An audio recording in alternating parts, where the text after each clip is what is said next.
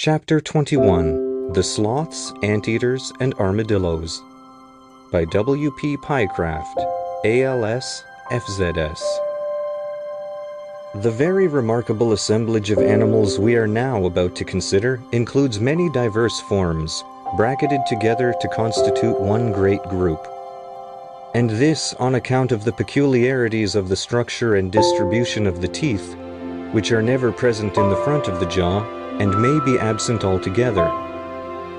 Of the 5 groups recognized, 3 occur in the New and 2 in the Old World.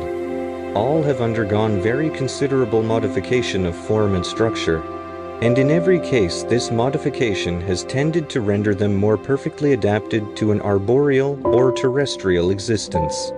Flying or aquatic types are wanting. Whilst one great group, the sloths, is entirely vegetarian, the others feed either on flesh or insects. The sloths.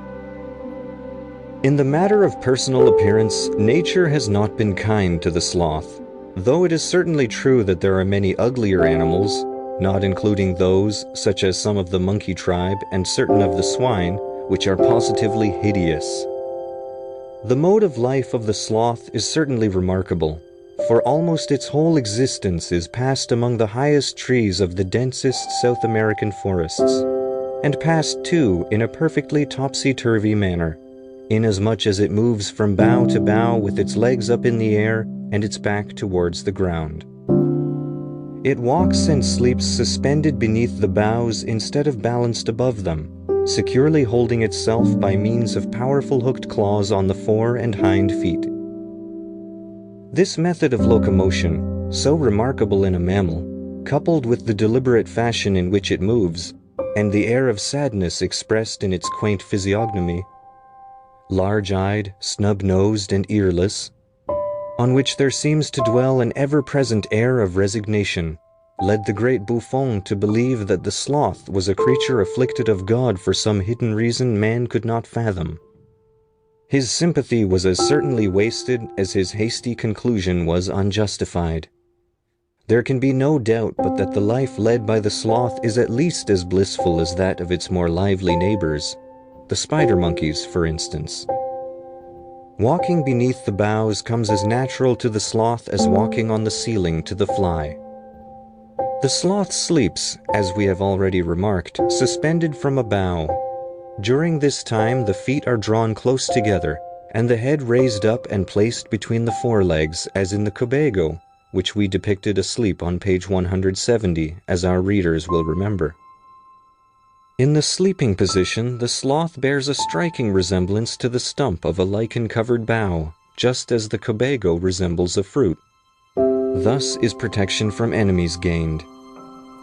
The resemblance to lichen is further aided by the fact that the long, coarse hair with which the sloth is clothed becomes encrusted with a peculiar green alga, a lowly form of vegetable growth, which lodges in certain grooves or flutings peculiar to the hair of this animal.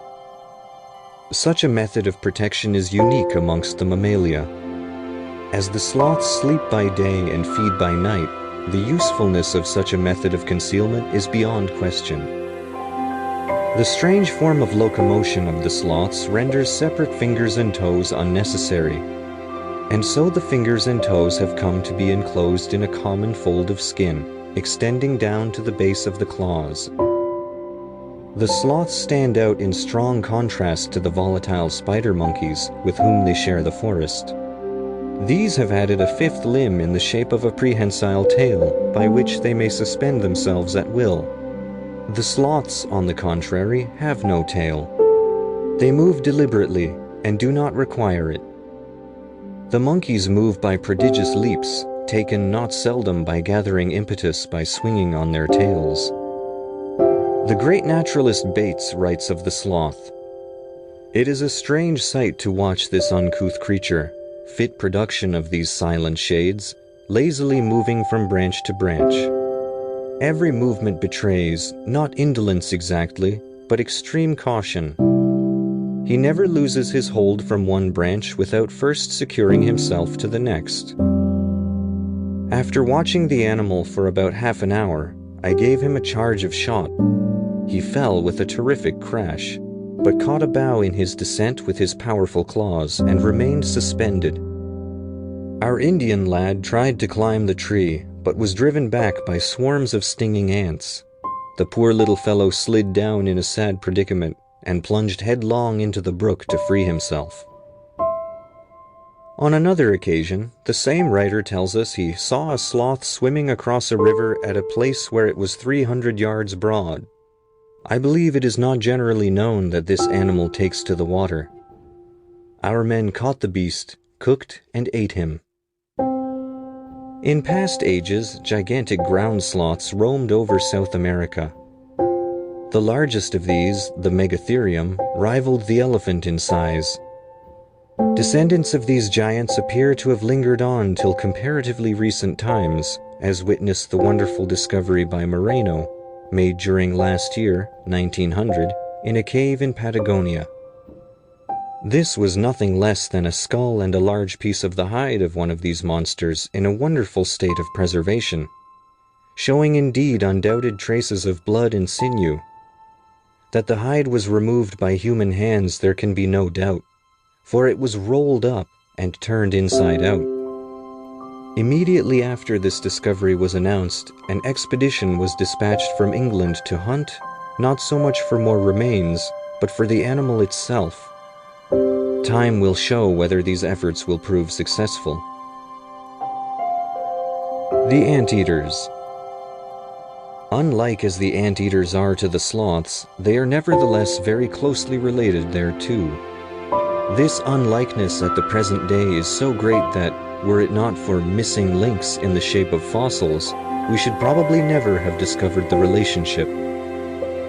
The head of the typical anteaters has been drawn out into a long tubular muzzle, at the end of which is a tiny mouth just big enough to permit the exit of a long worm-like tongue, covered with a sticky saliva. This tongue is thrust out with great rapidity amongst the hosts of ants and termites and their larvae on which they prey. These victims are captured by breaking open their nests. At once all the active inhabitants swarm up to the breach and are instantaneously swept away by the remorseless tongue. The jaws of the anteaters are entirely toothless, and the eyes and ears are very small. The largest species of anteater is about 4 feet long. It lives entirely upon the ground. Generally speaking, it is a harmless creature, but at times, when cornered, it will fight furiously, sitting up on its hind legs and hugging its foe in its powerful arms. Bates, the traveler naturalist, relates an instance in which a dog used in hunting the great anteater was caught in its grip and killed. The tail of this large species is covered with very long hair, forming an immense brush. The claw on the 3rd toe of each forelimb is of great size and used for breaking open ants and other insects' nests. But besides the great ground anteater, there are some tree-haunting species.